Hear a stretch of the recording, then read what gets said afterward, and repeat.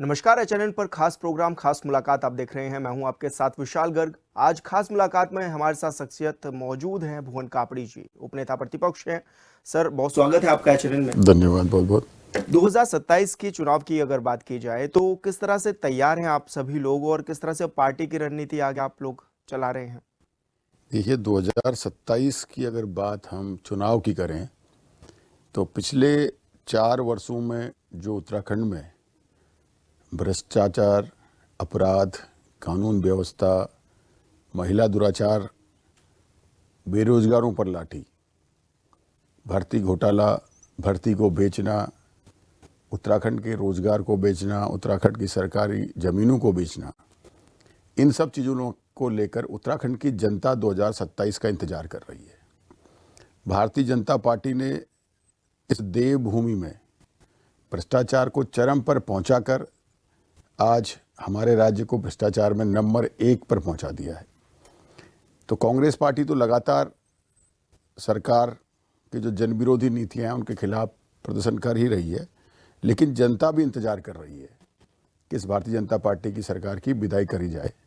प्रदेश को सुरक्षित करने के लिए, प्रदेश को बचाने के लिए, प्रदेश के युवाओं के भविष्य को बचाने के लिए जरूरी है, जनता ने ये मन बनाया है कि भाजपा की विदाई करी जाए।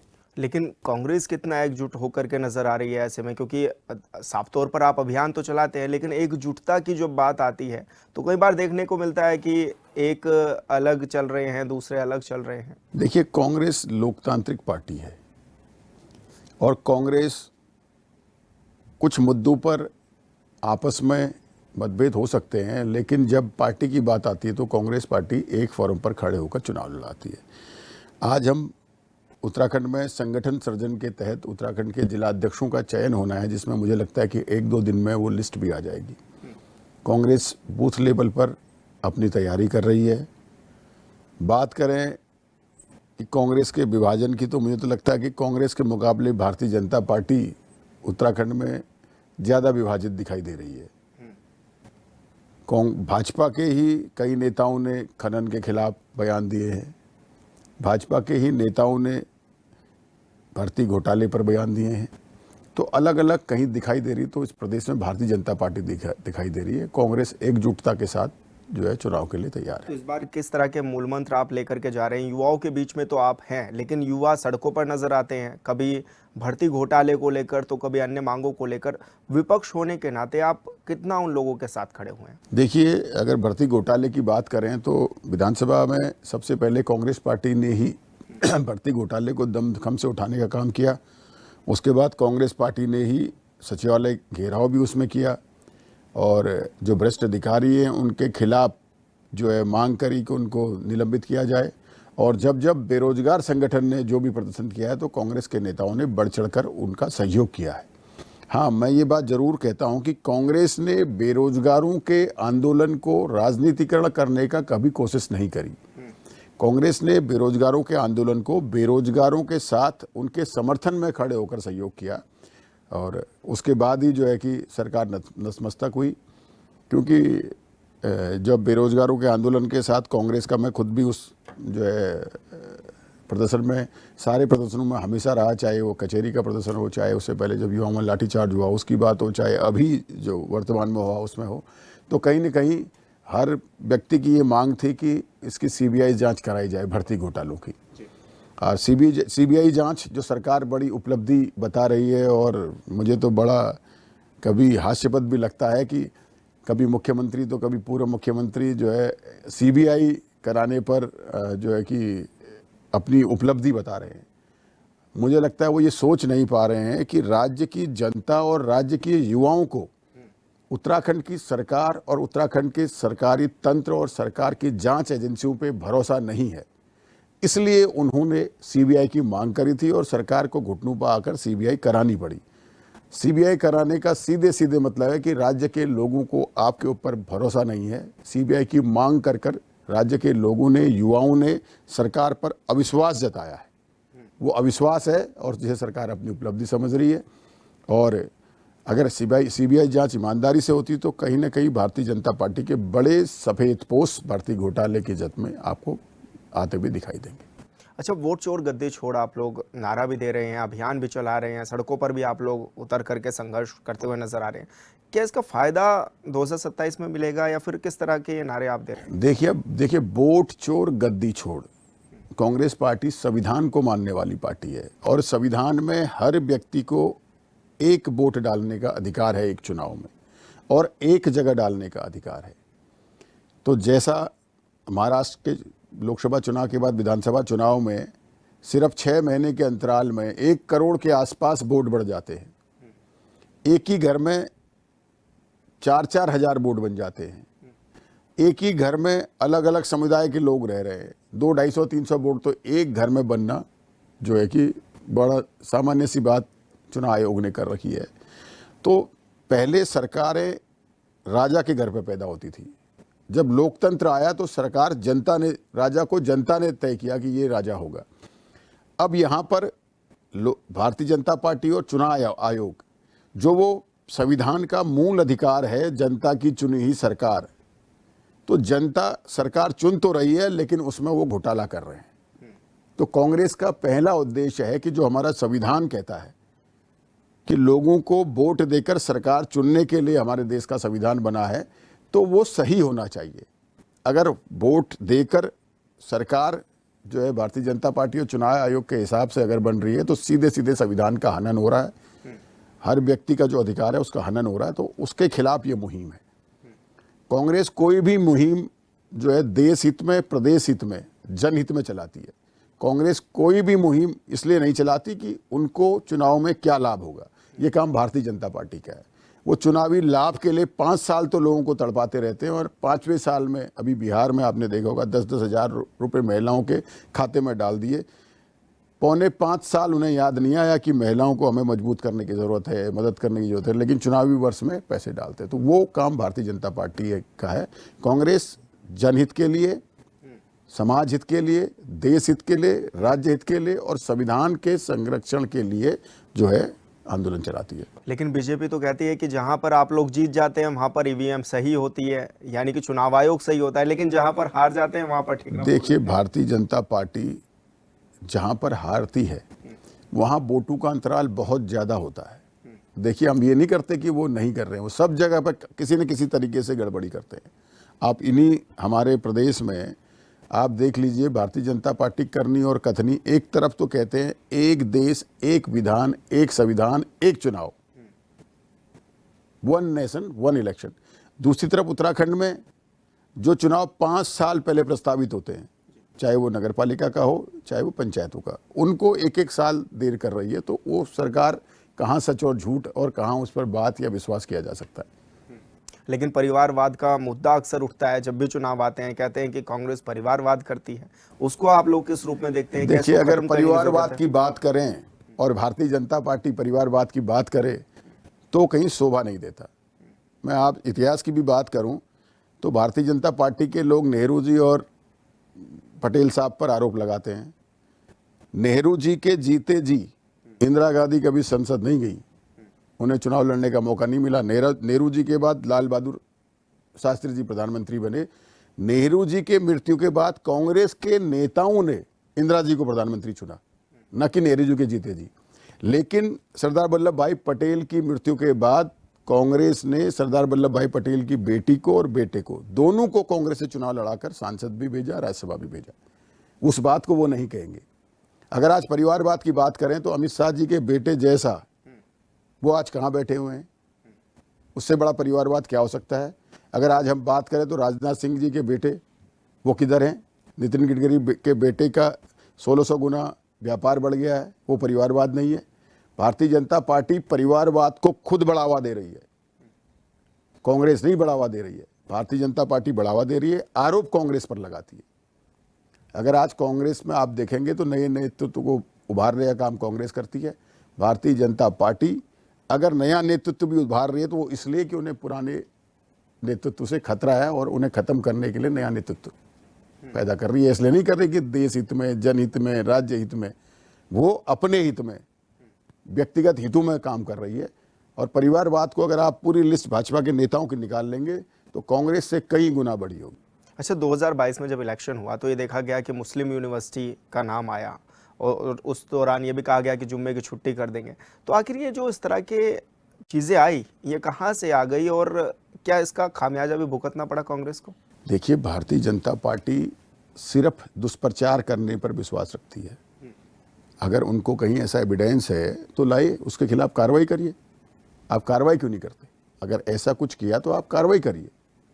हम कहाँ मना कर रहे हैं? अगर कोई ऐसी बात है तो कहीं कोई बात नहीं है। भारतीय जनता पार्टी जो है सिर्फ और सिर्फ जाति, धर्म और वर्ग में बांटने का काम करती है।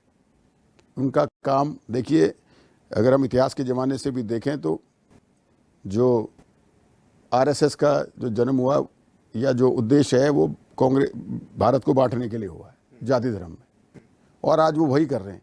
वो जहाँ पर भी है फूट डालो राज करो, वो हर जगह पर कहीं जाति के नाम पे, कहीं धर्म के नाम पे, कहीं वर्ग के नाम पे, कहीं अगड़े के नाम पे, कहीं पिछड़े के नाम पे लड़ाकर जो है वोट लेकर शासन करना चाहते हैं।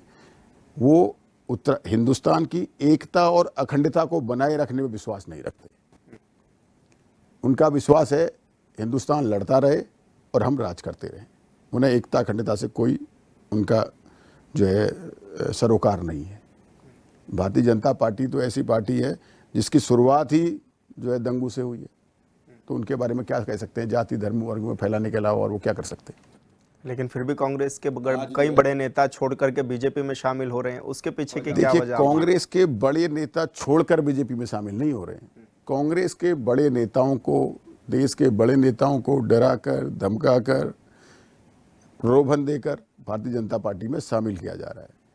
अगर आप आज भी देखेंगे, अगर 92-93 लोगों में ईडी के मुकदमे भारतीय जनता पार्टी की सरकार ने किए और उनमें से सिर्फ 2 लोग बचे हैं, बाकी सब भाजपा में शामिल हो गए और उनके मुकदमे खत्म हो गए। तो भारतीय जनता पार्टी ईडी का, सीबीआई का, जो हमारी स्वतंत्र संस्थाएं थी, इनका दुरुपयोग जो है कि कर रही है जो है राजनीति में। अगर आप ही देखें, आज वो चुनाव आयोग के संरक्षण में खड़े हो जाते हैं। जब जब राहुल गांधी कहते हैं वोट चोर गद्दी छोड़, तो भारतीय जनता पार्टी का एक प्रवक्ता आके बोलने लगता है, अरे राहुल गांधी चुनाव आयोग के बारे में बोल रहा है, चुनाव आयोग को स्पष्टीकरण देना चाहिए। भारतीय जनता पार्टी के लोग प्रवक्ता बनकर क्यों आ रहे? तो आप साफ देख सकते हैं, जब चुनाव आयुक्त का चयन की व्यवस्था प्रधानमंत्री, नेता प्रतिपक्ष और उच्चतम न्यायालय के न्यायाधीश 3 लोगों की कमेटी से किया जाता था, तो अगर ये ईमानदार थे तो उन्होंने सुप्रीम कोर्ट के जज को उसमें से क्यों हटाया? क्यों उन्होंने कहा कि प्रधानमंत्री, मंत्री और जो है कि नेता प्रतिपक्ष, उन्होंने 2 का तो गेम अपनी तरफ पहले कर लिया। तो कमेटी बनाने का कोई उद्देश्य नहीं है। किस बात का भय था कि जो उन्होंने जो है सुप्रीम कोर्ट के जज को उस कमेटी से हटाया? जब कांग्रेस ने महाराष्ट्र में चुनाव आयोग से कहा कि भैया आप हमें वोटर लिस्ट डिजिटल दीजिए या वोटर लिस्ट दीजिए, और ये हमारे संविधान में अंकित था कि राष्ट्रीय दलों के जिला अध्यक्षों को चुनाव आयोग को कंपलसरी है कि वो वोटर लिस्ट देगा। उन्होंने उस पे भी अमिटमेंट कर दिया, कंपलसरी नहीं है, चुनाव आयोग चाहे तो दे चाहे तो नहीं दे। तो ये क्या है? चोर की दाढ़ी में तिनका कहते हैं, वो साफ साफ दिखाई देता है। तो भारतीय जनता पार्टी देश के संविधान को तार तार कर रही है और इस बात को हिंदुस्तान का हर व्यक्ति समझ रहा है। ऐसा नहीं कि भारतीय जनता पार्टी के नेता इस बात को नहीं मान रहे हैं, दबी जवान वो भी इस बात को मानते हैं। और आप जानते हैं कि अपने सुख संसाधनों के लिए कांग्रेस पार्टी भी थी, लोगों ने लगाए करप्शन के आरोप। कांग्रेस पार्टी लेके आई सूचना तक का अधिकार, कांग्रेस पार्टी लेके आई शिक्षा का अधिकार, कांग्रेस पार्टी लाई स्वास्थ्य का अधिकार, कांग्रेस पार्टी लेकर आई भोजन का अधिकार। और भारतीय जनता पार्टी क्या कर रही है? उन सब जो अधिकारों को जनता तक पहुंचाया था कांग्रेस ने, उन्हें कमजोर करने का काम कर रही है। आज देश का कर्जा 4 गुने से ज़्यादा बढ़ गया है। हिंदुस्तान मुझे लगता है विश्व का सबसे बड़ा कर्जे वाला देश हो गया है। भारतीय जनता पार्टी की करनी और कथनी, एक तरफ तो होर्डिंग लगाते हैं पूरे देश भर में कि हम 80 करोड़ लोगों को मुफ्त में राशन दे रहे हैं। अगर आप 80 करोड़ लोगों को मुफ्त में राशन दे रहे हैं तो 1,40,00,000 में 80 करोड़ लोगों को दे रहे हैं। 60% लोगों को आप गरीबी रेखा से नीचे खुद मान रहे हैं और आप कहते हैं हम विश्व की महाशक्ति बनने जा रहे हैं। तो ये कैसे संभव है? इन्हीं के होर्डिंग लगे हैं, आप पेट्रोल पंप पे देख लीजिएगा। मोदी जी के बड़े बड़े होर्डिंगों के साथ लिखा 80 करोड़ भारतवासियों को हम 80 करोड़ लोगों को गरीबी रेखा से नीचे राशन दे रहे हैं, उसको भी वो अपनी उपलब्धि समझते हैं। और उसके बाद कहते हैं हम महाशक्ति बन रहे हैं। तो कैसे बन रहे हैं, संभव कैसे है? ये दो बातें उन्हीं की हैं, हमारी तो नहीं है। जी बिल्कुल भुवन जी, आप बने रहिए हमारे साथ और यहाँ वक्त हो चला है छोटे से ब्रेक का। आप देखते रहिए खास मुलाकात।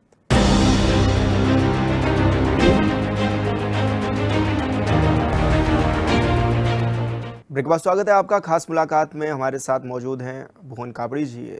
बस जिस तरह से 2025 में अब 25 साल उत्तराखंड पूरे लगभग कर चुका है, किस रूप में आप देख भी रहे हैं? और जैसे कि आपने बात भी कही कि कर्ज इंडिया पर, तो आपने बात कही कि भारत पर इतना कर्ज हो गया, उत्तराखंड की अगर बात कर ले तो 90,000 करोड़ से ज़्यादा का कर्ज हो गया। जितना एक तरफ बजट होता है उतना ही कर्ज उत्तराखंड पर हो गया।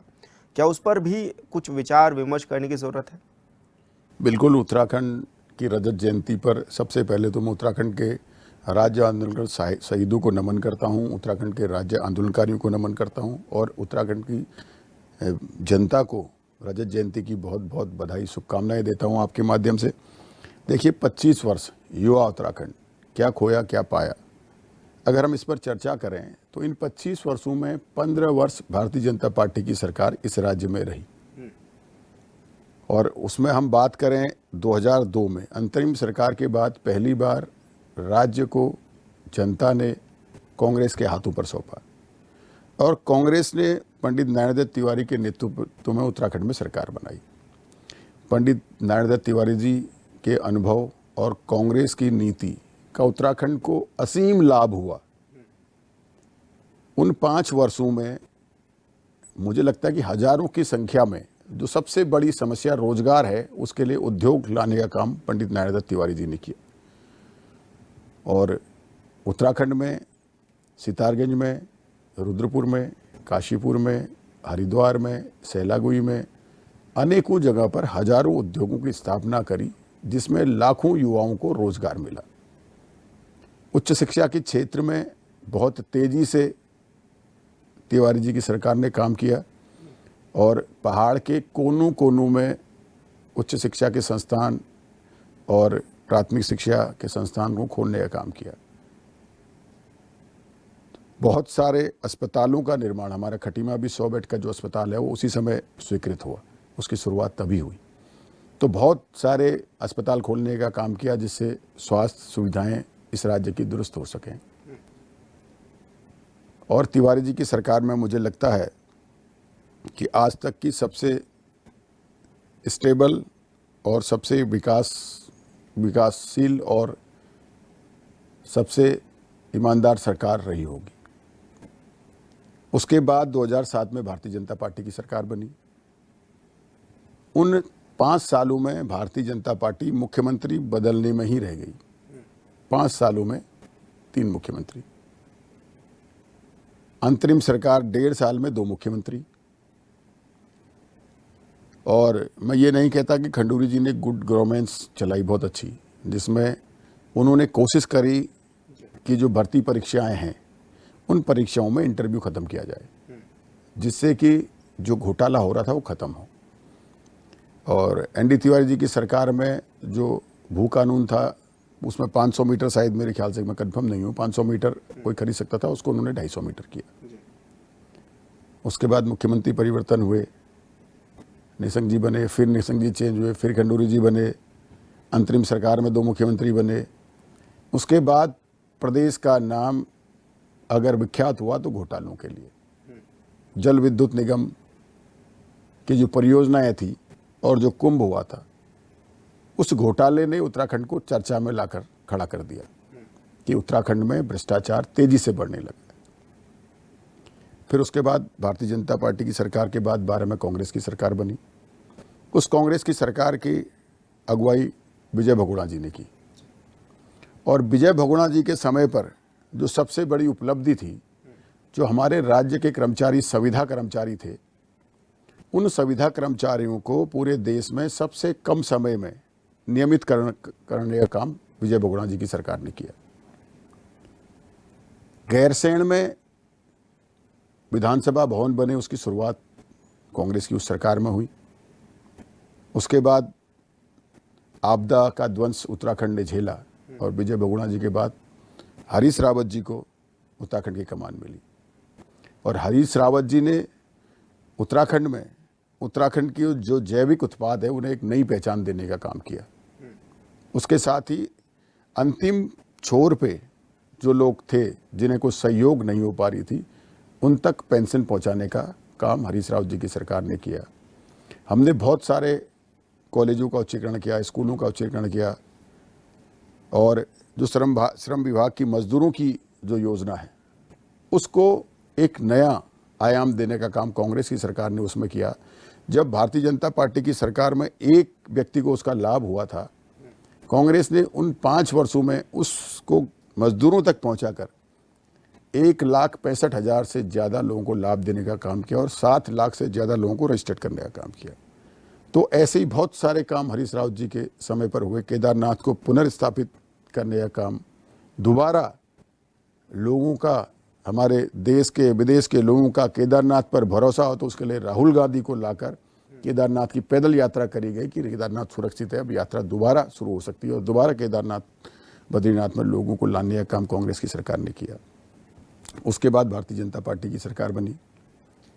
उस सरकार में फिर मुख्यमंत्री पे मुख्यमंत्री और 22 के बाद तो आपने देखा होगा कि भर्तियों की कैसे बंदरबांट हो रही, कैसे बेची जा रही, भ्रष्टाचार किस कदर तेजी से अपने पैर उत्तराखंड में जो है फैला रहा है। अभी भी इस वर्तमान समय में आज उत्तराखंड जो है एक आग के गोले में लाकर भारतीय जनता पार्टी ने खड़ा कर दिया है। लेकिन अगर कांग्रेस इतना काम कर रही है तो फिर क्यों जनता कांग्रेस को नहीं चुन रही, बीजेपी को क्यों चुन रही है? इसके पीछे का क्या लॉजिक आप मान रहे हैं? देखिए, अभी आपने ही इस एपिसोड से मुझसे पहले कहा कि भारतीय जनता पार्टी मुस्लिम यूनिवर्सिटी की बात करती है, जुम्मे की छुट्टी की बात करती है। भारतीय जनता पार्टी का उद्देश्य राज्य के विकास का नहीं है। उनका उद्देश्य राज्य में लोगों को जाति धर्म पर लड़ाकर वोट लेने का है। अगर हम बात करें, जिस राज्य में 2007 तक कर्जा 37,000 करोड़ था, आज 1 लाख करोड़ से ऊपर हो गया सिर्फ 10 वर्षों में, और वो अपने बजट को उपलब्धि बताते हैं। 25 साल का युवा उत्तराखंड जिसकी हम रजत जयंती मनाने जा रहे हैं, जिसके लिए विशेष सत्र का आयोजन किया गया है, जिसके लिए महामहिम को दिल्ली से यहाँ बुलाया गया है, जिसके लिए बड़ी तैयारियां हो रही हैं। इस 25 साल में उत्तराखंड के युवाओं को पिछले 4 सालों में लगातार झूठे मुकदमे, लाठियां, भर्तियों का सौदा, ये भारतीय जनता पार्टी ने युवाओं को दिया है। प्रदेश का किसान लगातार कर्ज में डूबता जा रहा है। प्रदेश के किसान की धान की फसल होती है, धान की फसल होते हुए क्रय केंद्र खोले जाते हैं, क्रय केंद्रों को ठेकेदारों के हाथ में बेचने का काम भारतीय जनता पार्टी की सरकार कर रही है। किसानों के धान को क्रय केंद्रों पे सरकारी मूल्यों पे खरीदने के लिए उन्हें बहुत प्रताड़ित कर दिया जाता है और किसान मजबूर होकर 1700 साढ़े 1700 में अपना धान बेच देता है। सरकार की कोई योजना नहीं कि किसानों को लाभ पहुंचाया जाए। आज किसान गेहूं बो रहा है और जगह जगह परेशान है, खाद नहीं मिल पा रही। सरकार किसानों को खाद उपलब्ध नहीं करा पा रही। अगर हम इस सरकार की बात करें तो महिलाओं को सुरक्षा नहीं दे पा रही है, युवाओं के रोजगार को सुरक्षित नहीं कर पा रही है, उसके रोजगार का सौदा कर रही है, किसानों को उनके फसल का सही मूल्य नहीं दे पा रही है, उन्हें फसल की उपज के लिए खाद पानी उपलब्ध नहीं करा पा रही है, किसानों की विद्युत जो समय है जब वो बिजली चलाते हैं उस पर जो है कि छूट नहीं दे पा रही है। तो ये सरकार कहाँ राज्य में किसी भी वर्ग के लिए कुछ काम कर पा रही है? अगर आप बात करें तो उत्तराखंड में खनन का ध्वंस आपदा में उत्तराखंड झेलता है और खनन को हैदराबाद की कंपनी के, निजी कंपनी के हाथ बेच दिया गया 5 सालों के लिए। आज गांव-गांव शराब पहुंचाई जा रही है, गांव-गांव नशा पहुंचाया जा रहा है। आज जिस पुलिस ने कानून व्यवस्था बनानी चाहिए वो पुलिस आज गुंडों की तरह व्यवहार लोगों से कर रही है। अभी आपकी देहरादून की ही घटना है, उससे पहले एक पौड़ी के लड़के ने बताया कैसे उसके साथ अभद्र व्यवहार किया गया, उसके ऊपर थूका गया, उसके ऊपर, अब मुझे कहना नहीं चाहिए क्या क्या तो प्रताड़ना झेल कर जो हमने फिल्मों में देखा था वो उसके साथ वो अत्याचार हुआ। तो आज उत्तराखंड अपने आप को ठगा हुआ महसूस कर रहा है भारतीय जनता पार्टी से। आज उत्तराखंड के सरकारी दफ्तरों में, आप ब्लॉक में चले जाइए, आप जो है तहसील में चले जाइए, आप जो है पटवारी के पास जाइए, आज पंचायत सेक्रेटरी के पास चले जाइए, आप डीएम के ऑफिस में जाइए, आप एसडीएम के यहाँ जाइए, बिना सुविधा शुल्क के किसी का कुछ काम नहीं हो रहा है। और जब बात होती है कि अधिकारी से आप ले रहे हैं तो ये ऊपर जाना है, कौन से ऊपर जाना है भाई? चारों ओर खुलेआम खनन हो रहा है। राज्य सरकार ने अपनी ही संस्थाओं को, वन निगम, उत्तराखंड हमारा कुमाऊं मंडल विकास निगम, गढ़वाल मंडल विकास निगम, जो सरकार के संस्था हैं, सरकार के हाथ है, उन्हें सुधारने की जगह सरकार ने कहा कि तुम काम नहीं कर पा रहे हो, हमारी संस्था खनन एक प्राइवेट कंपनी को दे दिया। वो वसूली भी कर रही है, रॉयल्टी भी वो बेच रही है, पेनल्टी भी वो डाल रही है। उत्तराखंड सरकार की गाड़ियां लेकर घूम रही है। चारों ओर गुंडागर्दी का, भय का माहौल है। कहीं पर उनके लोग पिस्तौल किसी पर तान दे रहे हैं, किसी भी गाड़ी पर कोई भी जुर्माना ठोक दे रहे हैं। तो उत्तराखंड को बेचने का काम कर रही है। हम बात करें उत्तराखंड की संपदा, जॉर्ज एवरेस्ट का मामला आपने सुना होगा, जिस 3000 नाली का बाजार मूल्य 60,000 करोड़ रुपए है, आचार्य बालकृष्ण जी को 15 करोड़ में 1 करोड़ रुपए सालाना 15 साल के लीज पे दे दिया। और सरकार ने लीज में देने से पहले 22 करोड़ रुपए उस पर डेवलपमेंट पे लगाई। आप बताइए राज्य को उससे क्या मिला? राज्य की इतनी महत्वपूर्ण, इतनी बेसकीमती जगह को कौड़ियों के भाव आपने बेच दिया। आपने जो है कि स्पष्ट है कि आपने उस पर जो है क्या घोटाला किया होगा, दिखाई देता है। रुद्रपुर में रेडिसन के सामने, जिसके बाजार भाव रेडिसन के जो फ्रंट है, मुझे लगता है 2 लाख 3 लाख रुपए स्क्वायर मीटर होगा। पीछे ओमेक्स वगैरह बने, 1 लाख रुपए स्क्वायर मीटर जगह की कीमत है। 10,500 11,000 रुपए में कौड़ियों के भाव 18 एकड़ जमीन अपने चहीतों को देने का काम किया। इससे बड़ा भ्रष्टाचार क्या हो सकता है? प्रशासन की बात करते हैं तो जिला पंचायत में खुलेआम गुंडागर्दी पुलिस ने कराई। चाहे नैनीताल जिला पंचायत की घटना हो, चाहे बेताल घाट की घटना हो, चाहे द्वाराहाट की घटना हो, सरकार ने एक भी अधिकारी पे, जिसकी मांग विपक्ष ने करी, 24 घंटे तक धरने में बैठे, कोई कार्रवाई नहीं करी। बनफूलपुरा में इतना बड़ा कांड हो जाता है जिसमें 9 लोगों की जान चली जाती है, 9 लोगों की, जिसमें एक मासूम 9 साल का बच्चा भी था। 100-125 लोगों को पुलिस जेल भेज देती है, लेकिन एक भी लापरवाह अधिकारी के खिलाफ कार्रवाई नहीं होती है। सरकार ने अपने आप को अधिकारियों के यहाँ गिरवी रख लिया है। ये भारतीय जनता पार्टी की सरकार अधिकारियों के यहाँ गिरवी रखी हुई सरकार है। आज भाजपा के नेता कहते हैं हम प्रोटोकॉल नहीं मिल रहा। आज महामहिम के प्रोग्राम में आज सारे चर्चा अभी आ रही थी कि प्रोटोकॉल का उल्लंघन हुआ, कह रहे हैं। खुद विधानसभा अध्यक्ष के सचिव लिखते हैं कि विधानसभा अध्यक्ष को प्रोटोकॉल नहीं मिल रहा, क्योंकि अधिकारी राज है। ये जनता का राज नहीं है, ये भाजपा का राज नहीं है। ये तो कठपुतली बनकर बैठे हुए हैं, अधिकारियों के यहाँ ये गिरवी पड़ गए। बिल्कुल, बहुत शुक्रिया सर हमसे बातचीत करने के लिए, स्टूडियो में आने के लिए, क्योंकि वक्त इजाज़त नहीं देता और काफ़ी अच्छा लगा आपसे बातचीत करके। खास मुलाकात में फ़िलहाल मेरे साथ इतना ही। आप देखते रहिए HNN 24/7। नमस्कार।